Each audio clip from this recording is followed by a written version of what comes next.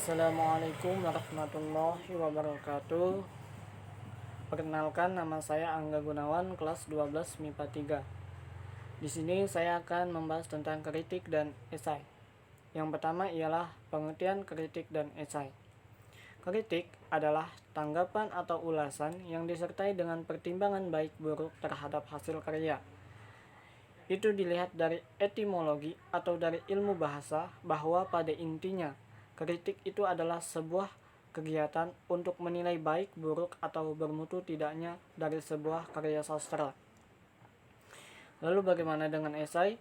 Esai adalah sebuah karangan prosa yang membahas suatu masalah secara sekilas atau hanya satu pokok masalah, tidak menyeluruh, yang ditulis berdasarkan sudut pandang pribadi penulisnya. Itu merupakan rangkuman dari KBBI. Pada dasarnya hampir mirip tetapi tetap beda, ada perbedaan antara kritik dan esai. Secara ringkasnya, jika melihat dari pengertiannya bahwa kritik lebih menjurus pada penilaian suatu karya sastra, baik itu berupa puisi, cerpen, novel, dan sebagainya. Sedangkan esai lebih berfokus pada permasalahan umum atau fenomena yang terjadi, misalnya membahas tentang wabah COVID-19 yang saat ini sedang terjadi. Berikut perbedaan kritik dan esai dilihat dari objek tulisan, fungsi sifat tulisan, gaya bahasa, bentuk penulisan, dan saran. Perbedaan kritik dan esai.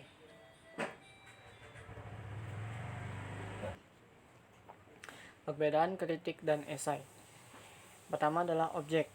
Objek pada kritik ialah karya sastra, sedangkan pada esai objeknya ialah masalah atau fenomena. Yang kedua adalah fungsi. Fungsi pada kritik ialah penyempurnaan karya sastra, sedangkan pada esai ialah memberikan solusi atau gagasan. Yang ketiga ialah sifat. Sifat pada kritik ialah subjektif atau bergantung kritikus. Sedangkan pada esai ialah sifat objektif atau sumber relevan. Gaya. Gaya pada kritik ialah baku, sedangkan pada esai ialah baku dan santai. Yang kelima ialah bentuk. Bentuk pada kritik ialah interpretasi, analisis, penilaian. Sedangkan pada esai ialah pembukaan, isi, dan penutup. Yang keenam ialah saran. Saran pada kritik ialah harus ada, sedangkan pada esai tidak harus ada. Yang pertama kita bahas adalah objek tulisan. Seperti yang sudah disinggung sebelumnya pada pengertian kritik dan esai, bahwa objek tulisan dari keduanya berbeda.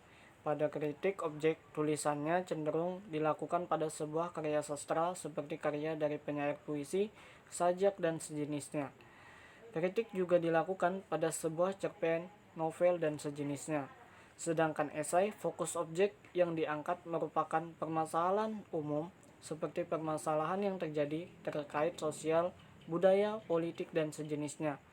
Gampangnya, esai membahas fenomena umum yang terjadi seperti kemiskinan, wabah penyakit saat ini, corona, tren mudik lebaran, suatu kebudayaan atau tradisi. Yang kedua ialah fungsi. Adapun perbedaan kritik dan esai, yang kedua adalah dari segi fungsi. Kritik berdasarkan fungsinya digunakan untuk mengevaluasi sebuah karya sastra untuk karya yang lebih sempurna, serta memenuhi kenikmatan dalam menilai estetika dari sudut pandang si kritikus.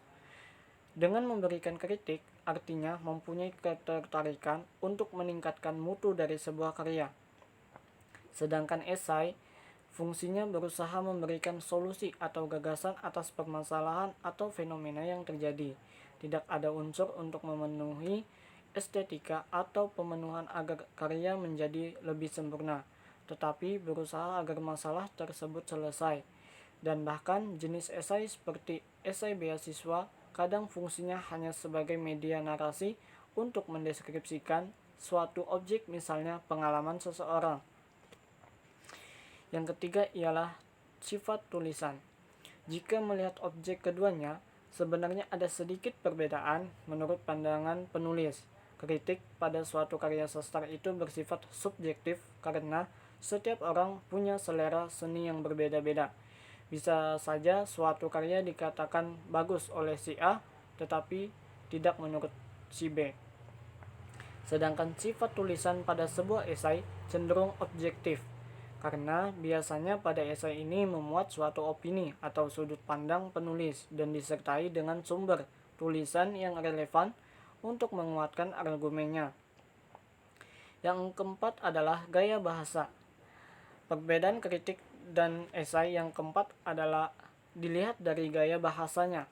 Pada kritik, gaya bahasa yang digunakan cenderung baku, sedangkan pada esai, baku dan santai. Esai sendiri sebenarnya ada banyak jenisnya. Jika esai ilmiah, gaya bahasa yang digunakan cenderung baku. Esai sastra atau esai populer menggunakan bahasa yang santai. Jadi sebenarnya ada sedikit perbedaan itu pada gaya bahasa antara kritik dan esai. Yang kelima ialah bentuk penulisan. Pada kritik, bentuk penulisannya melalui 3 tahapan, yakni interpretasi atau penafsiran karya, analisis atau penguraian terkait karya, dan penilaian evaluasi karya. Sedangkan pada esai dimulai dari masalah umum atau fenomena yang terjadi, kemudian pemberian gagasan atau sudut pandang, dan kesimpulan. Sarannya, bedanya kritik dan esai di bagian saran adalah di kritik tentu sebuah saran merupakan sebuah kewajiban untuk dituliskan pada paragraf akhir atau saat melakukan tahapan penilaian. Sedangkan esai boleh tidak dimasukkan sarannya, tetapi juga boleh untuk ditambahkan. Ciri-ciri kritik dan esai. Ciri-ciri kritik yang pertama, berisi tanggapan atau evaluasi terhadap hasil karya sastra. Yang kedua, memberikan pertimbangan mutu karya terkait baik dan buruknya. Yang ketiga, memberikan saran perbaikan. Yang keempat, walau ditulis subjektif, tetapi harus berdasarkan penilaian yang jelas, tidak berpihak kepada siapapun. Yang kelima, gaya penulisan baku. Ciri-ciri esai. Yang pertama, tulisan yang membahas masalah umum atau fenomena umum. Yang kedua, karangan prosa. Yang ketiga, ditulis dengan singkat. Keempat, objektif, walau ada sudut pandang, harus ada sumber relevan untuk mendukung pernyataan. Kelima, gaya penulisan baku pada esai ilmiah, gaya penulisan santai pada esai populer. 6. Bersifat tidak utuh atau hanya membahas satu pokok masalah. Struktur kritik dan esai. Setelah mengetahui perbedaan kritik dan esai, mari kita bedah satu-satu antara struktur kritik dan esai itu seperti apa. Mungkin selama ini kamu sudah paham dengan struktur di esai, tetapi bingung struktur pada kritik. Tenang, di sini kita bahas keduanya. Struktur kritik. Sebenarnya pada kritik tidak jauh berbeda dengan esai, tetapi secara spesifik dalam kritik mengandung 3 tahapan ini. Berikut struktur kritik. Yang pertama ialah interpretasi. Interpretasi merupakan sebuah kegiatan untuk mendeskripsikan atau menjelaskan suatu kondisi karya atau latar belakang karya itu ditulis. Pada interpretasi juga mendeskripsikan data yang diperoleh mulai dari urutan cerita, tokoh yang ada di dalam karya sastra, latar tempat dan waktu, dan menjelaskan secara umum alur dari setiap bagian, bab atau episode. Pada bagian ini umumnya dikenal juga dengan pembuka atau pendahuluan dari tulisan kritik. Yang kedua adalah analisis. Analisis adalah struktur sebuah tulisan kritik yang kedua.